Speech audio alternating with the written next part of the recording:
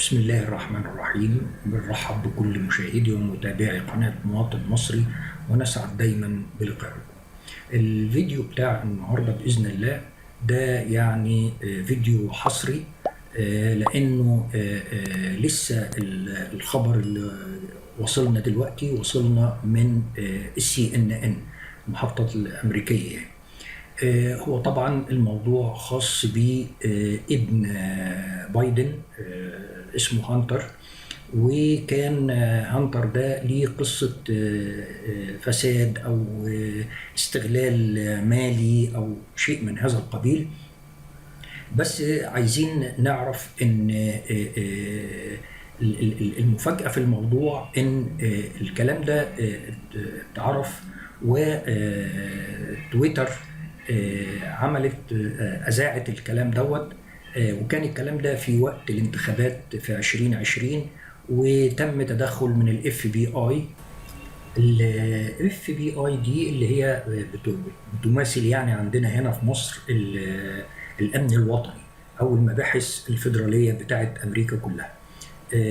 طبعا احنا يعني ممكن برضو نعرف ان ابن بايدن اللي هو هانتر يعني ما هواش عايش معاه في العاصمة، لكن هو عايش في ولاية تانية.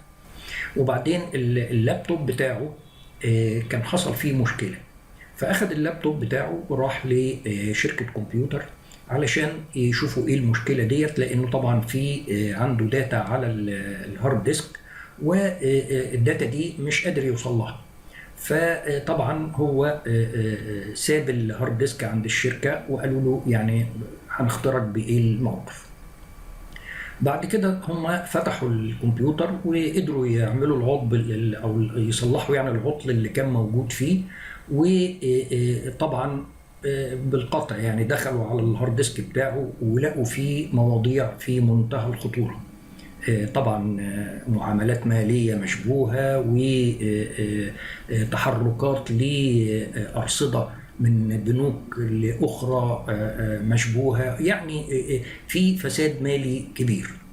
فطبعا اتصلوا بيه عشان يجي ياخد الكمبيوتر، بس الأخ هانتر ما راحش ياخد الكمبيوتر بتاعه. فطبعا الشركة بتاعت الكمبيوتر قالت لك طيب كويس، فرصة، وتقريبا باعت بس طبعا بيع غير معلن يعني، باعت الكلام ده لصحيفة نيويورك تايمز. صحيفة نيويورك تايمز ما كدبتش خبر طبعا، وابتدت تعمل تغريدات على على تويتر. طبعا الموضوع ده شركة تويتر ساعتها ما كانش لسه إيلون ماسك كان اشتراها. طيب هو مين اللي كان ماسك الشركة دي في الوقت ده؟ هو جاك دورسي، برضو مواطن أمريكي، وهو اللي كان حتى مؤسس الشركة بتاعت تويتر ديت. فطبعا إيلون ماسك لما اشترى الشركة طبعا ابتدى يدعبس. هو أساسا إيلون ماسك كان يعني قريب قوي من الحزب الديمقراطي، لكن ابتدت يعني تحصل مشاكل، وخاصة في موضوع أوكرانيا، وإن هو الإنترنت بتاعه هو اللي كان شغال بتاع الشركة بتاعته هناك، وإن هو كان بيدفع المصاريف كلها من جيبه، ووقف ضد الإدارة الأمريكية، قال لهم لا ما ينفعش أنا لازم. المهم يعني حصلت مشاكل بينهم، فهو ابتدى يقلق من ناحيته. فجأة جه الصبح في فجر يوم 3 اللي هو النهارده عندنا الفجر يبقى عندهم هم، وابتدى ينشر تغريدات على تويتر زي ما حضراتكم هتشوفوا كده دلوقتي. زي ما حضراتكم شايفين كده دلوقتي، ده الخبر اللي نزل على CNN اللي هي وكالة أنباء أمريكية، ومكتوب فيها هوت ماسك يشعل ضجة بنشر وثائق كيف تعاملت تويتر مع قصة هانتر نجل بايدن قبل الانتخابات 2020.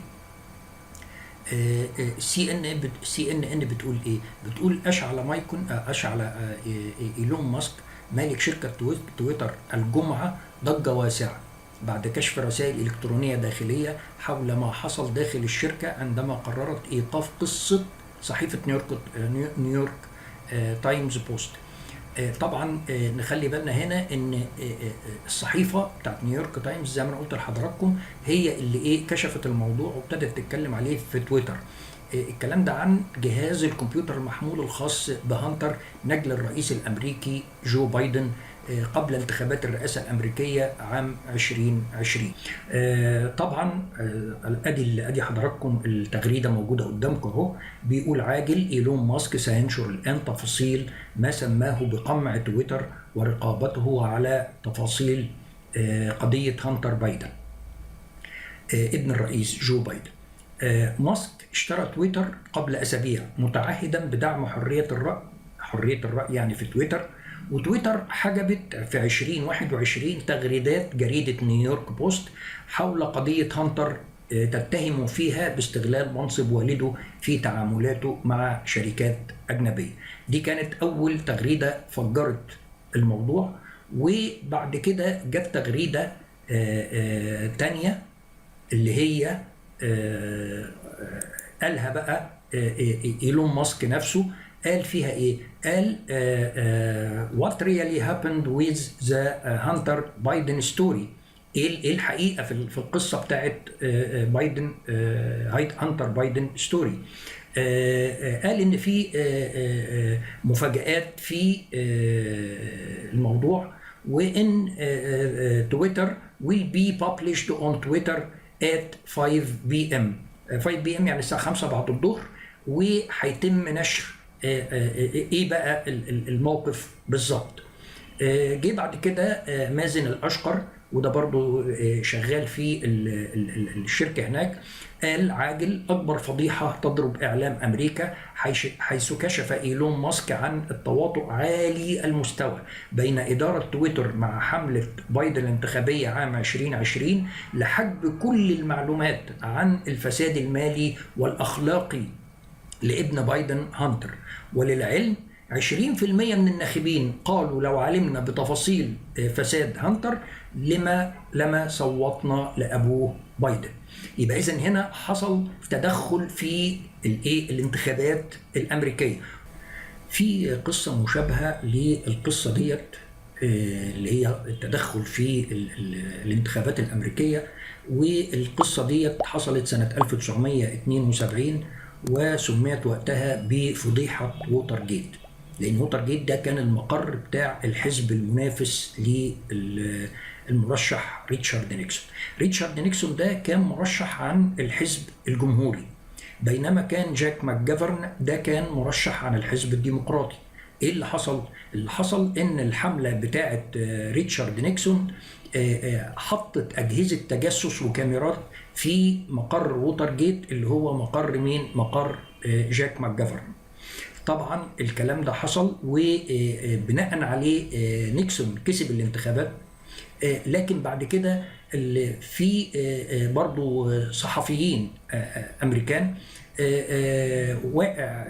يعني اخذوا تسريبات من الحمله بتاعه نيكسون ونشروها في الجورنال، وقالوا ان في الجرايد يعني، وقالوا ان نيكسون كان بيتجسس، واثبتوا الكلام ده ان هو بيتجسس على جاك ماكجافرن اللي هو كان ده المنافس بتاعه في الحزب الديمقراطي.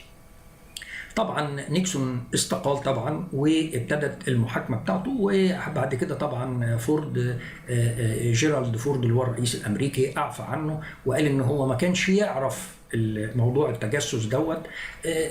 وطبعا مشي نيكسون وجيه واحد تاني مكانه. فالامريكان متعودين طبعا على الكلام ده، يعني ضرب تحت الحزام والكلام ده تاني.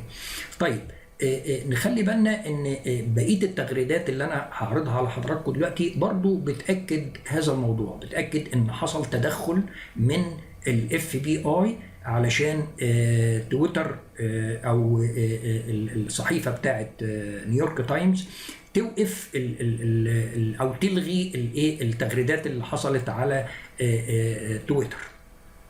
طبعا شركه تويتر ساعتها هي ليه ما ما عملتش يعني، ما اكدتش الموضوع ده او كده. قالوا لك لا استنى احسن ايه يكون في تدخل روسي وفي مش عارف تسلل وبتاع، يعني طبعا كلام يعني. المهم طبعا ان القضيه دي فعلا راحت القضاء بتاعت هانتر وماتت، محدش سمع عنها حاجه خالص لحد دلوقتي. الله اعلم بقى طبعا ايه اللي حصل يعني في الموضوع. لكن اعتقد يعني، وده طبعا رايي الشخصي، ان دلوقتي الاداره الامريكيه قدامها حلين. الحل الاولاني تمام ان هو يعمل ايه؟ ان هو طبعا يقول ان الامن القومي الامريكي حاليا مهدد. ليه؟ لان في حرب في اوكرانيا، وعمليه ان احنا نبتدي نبص للقضايا ديت ونشيل بايدن ونجيب واحد تاني مكانه ونعمل انتخابات، ده ممكن ياخد وقت، وبعدين احنا محتاجين نتصرف تصرف سريع مع الموقف الروسي دلوقتي اللي هم فيه. تمام؟ ده يعني ايه؟ ده احتمال.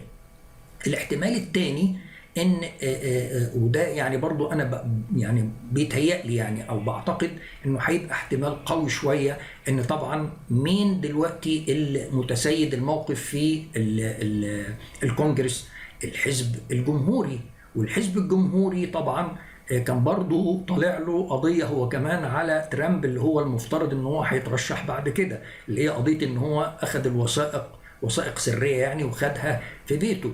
فممكن طبعا الحزب الجمهوري طبعا يصوت في مجلس في الكونجرس على ان هو يعزل بايدن ويجي النائب بتاعه.